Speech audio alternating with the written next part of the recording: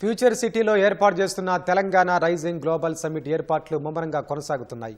అందులో భాగంగా వివిధ ప్రభుత్వ శాఖలకు సంబంధించి స్టాల్స్ ఏర్పాటు చేశారు. ఈ సమ్మిట్కు వచ్చిన అంతర్జాతీయ పారిశ్రామికవేత్తలతో పాటు వివిధ రంగాల ప్రముఖులకు తెలంగాణ చరిత్రతో పాటు సమ్మిట్లో ఏర్పాటు చేసిన స్టాల్స్కు సంబంధించిన ప్రత్యేకతలను తెలియజేయనున్నారు.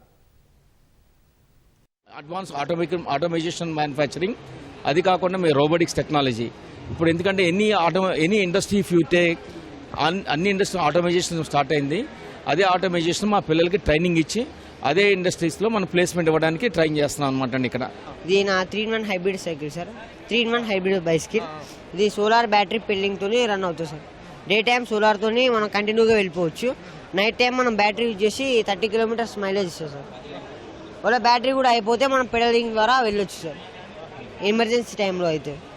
We'll give financing for the minorities, Muslims, Christians, Buddhists, Jains, Parsis. I say we'll articrafts will chase na whatever we give subsidy to them. A subsidy toti amount toti for their livelihood to run their business. Paper mash toti students chesaru.